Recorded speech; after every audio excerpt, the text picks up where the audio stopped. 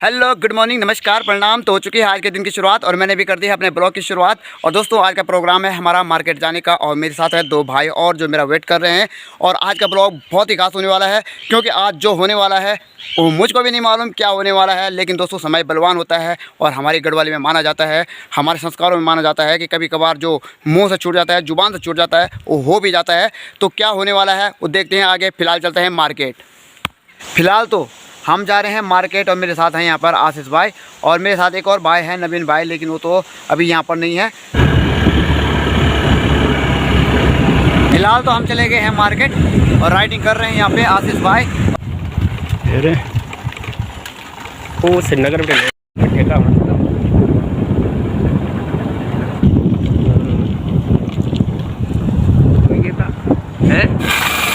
कुछ नहीं ऑप्शन। अच्छा कसो जी। हाँ ठीक है ठीक। भाई भाई भाई और ये है कृत्रिम बाग।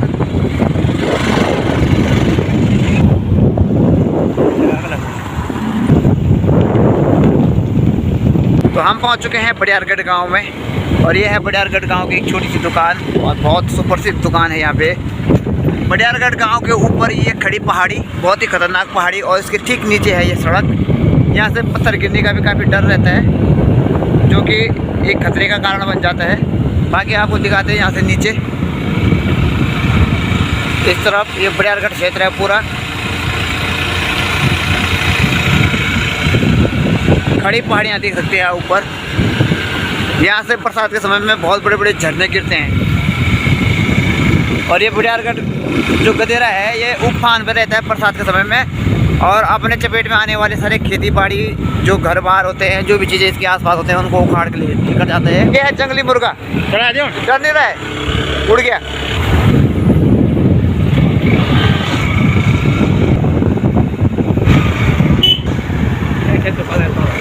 हम पहुंच चुके हैं तेगड़ मार्केट में और तेगड़ मार्केट में यहाँ पर सुबह से ही काफ़ी चहल पहल देखने को मिल रही है।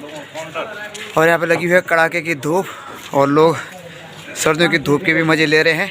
और फिलहाल हम तो जा रहे हैं एशियन पेंट की दुकान में। भाई लोग तो चले गए हैं तो एशियन पेंट खरीदते हैं और भी कुछ सामग्री खरीदनी है यहाँ से। भेजी प्रणाम।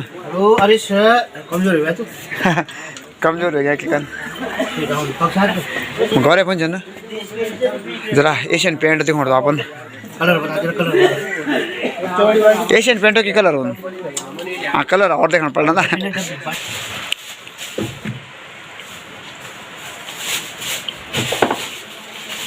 तो एक बार फिर से बडियारगढ़ क्षेत्र में दद्दी प्रीमियम लीग टूर्नामेंट 2022 शुरू होने वाला है और यहाँ पर पिच तैयार की जा रही है। मिट्टी बारीक करके यहाँ पर मिट्टी बिछाई जा रही है और रोलर लगाया जा रहा है। तो यहाँ पर लड़के लगे हुए हैं दद्दी प्रीमियम लीग टूर्नामेंट 2022 की तैयारी करने में। तो जितने भी लोग हैं क्षेत्र के आसपास के लोग जिनको अभी मालूम नहीं होगा, तो यहाँ पर टूर्नामेंट चल रहा है, तो आप लोग अपनी टीम तैयार कर सकते हैं। कितनी तारीख से है यहाँ पे मैच? 31 दिसंबर। तो टीमों का चयन हो गया? अभी पिच बन रही ना। स्कूल की टीम भी है तुम्हारी यहाँ से ना? 12th क्लास के हो? मैं हूँ अभी बडियारगढ़ क्षेत्र के दद्दी ग्राउंड में और यहाँ पर मैंने आपको दिखाया कि किस तरह से यहाँ पर दद्दी प्रीमियम लीग टूर्नामेंट 2022 की तैयारी हो रही है। और यहाँ पर सारे लोग यहाँ पर तैयारी में जुटे हुए हैं। तो यहाँ पर स्कूल की टीम भी जाने वाली है और बाकी हम लोग तो मार्केट से होकर निकल रहे थे। तो हमारे गांव से भी टीम आएगी यहाँ पर और हमारे गांव में पांडव लीला शुरू होने वाली है, यानी कि 31 दिसंबर से। और 31 दिसंबर से ही यहाँ पर टूर्नामेंट भी शुरू है। तो अब देख रही है कि हमारे गांव से भी टीम आती है या नहीं आती है, क्योंकि गांव में पांडव लीला है तो वहाँ पर लड़के काम में भी लगे रहेंगे। मार्केट से हो चुकी है हमारी घर वापसी और मेरे साथ के लड़के चले गए अपने घर और हम लेकर आए एशियन पेंट की बाल्टियाँ। और कल प्रोग्राम है हमारा पूरे मकान पर पेंट करने का, क्योंकि पिछले साल मेरे फादर की डेथ हुई थी। तो ठीक एक साल बाद बरसी होती है, तो बरसी की तारीख भी निकल गई है। तो बरसी से पहले घर शुद्धिकरण करने के लिए घर पर पूरी लेपा पुताई होती है, यानी कि पेंट करना पड़ता है। तो मैं अकेले तो नहीं करने वाला हूँ, मैं अपने साथ 2-3 लड़कों को और लेने वाला हूँ ताकि एक ही दिन में निपट जाए और कुछ ही घंटों में निपट जाए। अगर मैं अकेले पेंट करूँगा तो बहुत टाइम खाएगा और बहुत ज़्यादा मेहनत भी लगेगी। तो देखते हैं कि प्रोग्राम शाम का बनता है कि कल का बनता है। शाम को पेंट करने का प्रोग्राम तो नहीं बना, लेकिन सोने का प्रोग्राम जरूर बन गया था। तो मैं अभी सोकर उठ रहा हूँ और हमारे गांव से अब धूप भी जाने वाली है, क्योंकि 3:30 से ऊपर का समय हो गया है। लेकिन यहाँ पर अभी चाचा लोगों ने खेतों में जो ये कंटीली झाड़ियाँ हैं उन पर आग लगा दी है, क्योंकि पूरा खेत इन कंटीली झाड़ियों से घिरा हुआ है, तो इसकी वजह से खेतों में जाने का भी यहाँ पर रास्ता नहीं है। तो यहाँ पर तो लगा दी है आग, और जब ये सारी कंटीली झाड़ियाँ जल जाएंगी तभी खेत साफ़ हो पाएगा। तो अभी हम हैं चाचा जी के खेत में यहाँ पे खड़े, और यहाँ पर हमने ये जो झाड़ियाँ हैं इन पर आग लगा दी है। ये जो झाड़ी है इसे कहते हैं लैंटना ग्रास की झाड़ियाँ। ये कंटीली झाड़ियाँ होती हैं, और माना जाता है कि जिस जगह पर ये फैलती हैं वहाँ दूसरे प्रकार की कोई भी वनस्पति उग ही नहीं सकती हैं। और ये भी माना जाता है कि जो प्रवासी पक्षियाँ होती हैं उन्होंने इसके बीज खाए होंगे, और जब उसको मतलब एक्सक्रेट किया होगा, उसके उनका जो फ्लैश निकला होगा, तो या उनके पंखुड़ियों पे या उनके जो पैर होते हैं उन पर वो बीज चुके होंगे, और उसके बाद ये विदेश से हमारे देश में आ गए, हमारे उत्तराखंड में आ गए, तो वो बीज यहाँ गिरा होगा। तो ये झाड़ियाँ हर जगह फैल चुकी हैं। यहाँ पर बहुत भयंकर आग लग गई है, ऐसा लग रहा है कि जैसे लंका दहन हो गई हो। तो दोस्तों ये है लैंटना ग्रास की झाड़ियाँ, यानी कि जो लैंटना घास होती है उसकी झाड़ी। और शायद ही उत्तराखंड का कोई ऐसा क्षेत्र हो जहाँ ये लैंटना ग्रास की झाड़ी ना फैली हो। ये कंटीली झाड़ियाँ होती हैं, और उत्तराखंड के हर क्षेत्र में लगभग ये फैल चुकी हैं। और जिस जगह जिस क्षेत्र में ये झाड़ियाँ फैल जाती हैं वहाँ दूसरे प्रकार की वनस्पति उग नहीं पाती है, और वर्ष भर इनके फैलने का गुण है। ये मतलब फैलती रहते हैं, उगती रहते हैं, ये हरे भरे रहते हैं, इनमें पतझड़ ही नहीं आता है।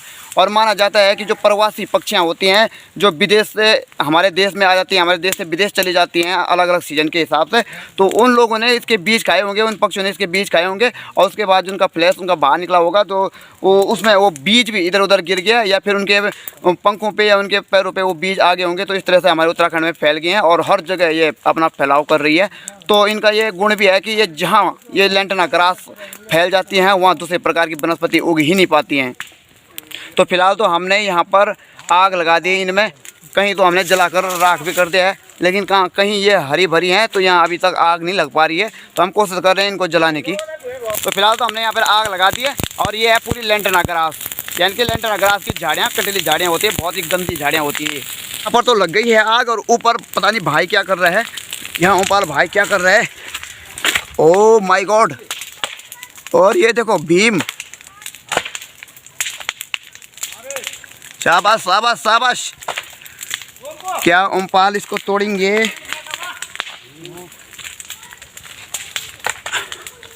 ये देखो, अरे वाह क्या बात है भाई, मान गए। इसने पूरा पेड़ उखाड़ के नीचे गिरा दिया भैया। ये देखो ओमपाल भाई, शाबाश, इनको पुरस्कार मिलना चाहिए। भाई अभी मेरे पास है नहीं, तो ये इतना सूखा पेड़ थे, भाई ने पूरा गिरा के नीचे फेंक दिया। और इस तरफ चाची यहाँ पर लकड़ियों को इकट्ठा कर रहे हैं।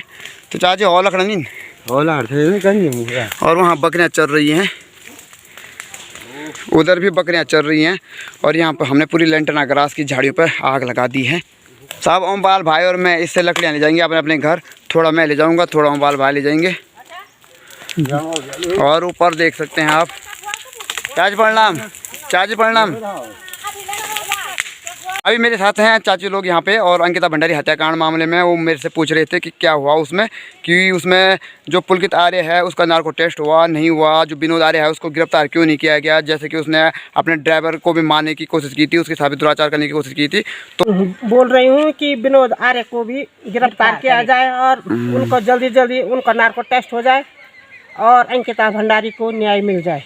न्याय मिलना चाहिए, लेकिन जो विनोद आर्य है ना उसको तो पहले ही गिरफ्तार कर देना चाहिए था, क्योंकि उसने अवैध जमीन भी हड़पी थी ना। अवैध जमीन हड़पी थी उस समय, अवैध जमीन के ऊपर भी इतना बड़ा हत्याकांड हो गया था, इतना बड़ा दुराचार का मामला आ गया था, तो उसको तो उस समय गिरफ्तार कर लेना चाहिए था, लेकिन उन्होंने उस समय किया नहीं गिरफ्तार। तो उन्होंने अभी तक गिरफ्तार नहीं किया है। और अगर आम आदमी होता तो अब तक गिरफ्तार कर लेते ना, है ना। आम आदमी को होता तो उन्होंने गिरफ्तार कर देना था, गरीब आदमी कर देना, है ना। और उससे सच्चाई उगलाने की पिटाई भी कर देते, थर्ड डिग्री टॉर्चर भी दे देते। तो कुछ नहीं करना, वो कुछ नहीं करना, किले नहीं होगा ना, किले क्यों नेता चुना, मंत्री चुना, राज्य मंत्री से। हाँ राज्य मंत्री जी, तो मतलब तो कुछ भी कर सकते है ना, आप कुछ भी कर सकते हो, राज्य मंत्री है, मेरे पास कुछ भी नहीं है ना। तो इतना भी वो थोड़ा नहीं है कि सम्मानित आदमी थोड़ा है, जो घृणा काम कर रहा है जो लगातार, वो सम्मानित थोड़ा है ना। उसको तो अरेस्ट करना चाहिए था, लेकिन अभी तक अरेस्ट नहीं हुआ। तो हम लोगों की मांग क्या है कि जल्द से जल्द विनोद आर्य को भी गिरफ्तार किया जाए, और उसको भी थर्ड डिग्री टॉर्चर देकर जो और अन्य VIPs हैं उनका नाम भी उजागर होना चाहिए, है ना। VIP का नाम भी उजागर होना चाहिए जल्दी से। न्याय मिली चाहिए, 3 महीने हो गए पूरे रो रहे हैं ना, सड़क में बैठे। लेकिन जो हमारी सरकार है उनको इसका दुख नहीं है।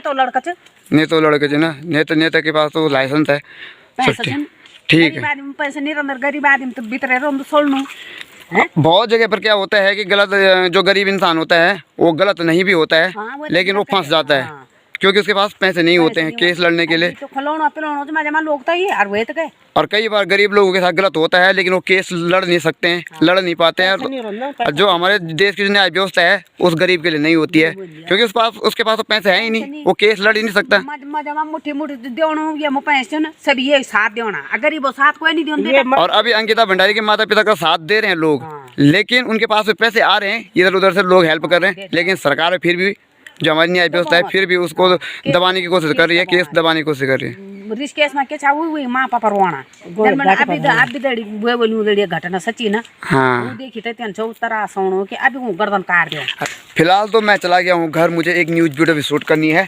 और यहाँ पर भी आग लगा रखी है। तो जो फालतू चीज़ें हैं, वेस्ट मटेरियल है, उनको जलाया जा रहा है।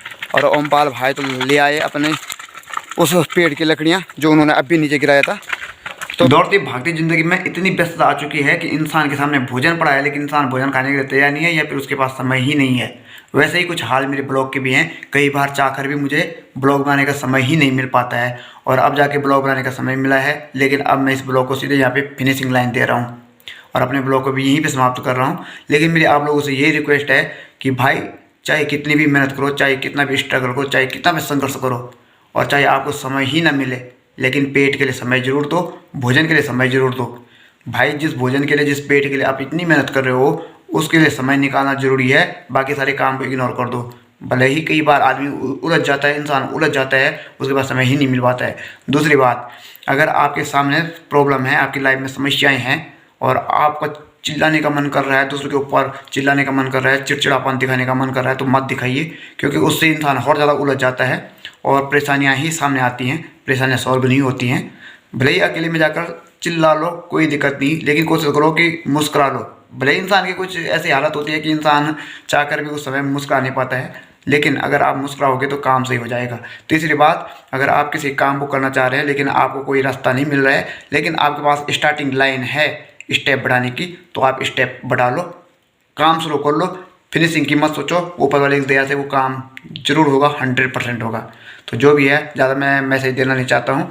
तो इसी उम्मीद के साथ कि आप लोगों को मेरा आज का ब्लॉग पसंद आया होगा, तो करते हैं आज के ब्लॉग को यहीं पे समाप्त। और मैं आज ज़्यादा कुछ बोलने वाला नहीं हूँ, तो चैनल को सब्सक्राइब जरूर कर लीजिएगा अगर आप चैनल पर पहली बार हैं, और हो सके तो वीडियो को, ब्लॉग को शेयर भी कर लीजिएगा। तो मिलते हैं आपको जल्दी नई ब्लॉग, नई वीडियो के साथ। तब तक के लिए नमस्कार, धन्यवाद, जय हिंद, गुड नाइट, शुभ रात्रि।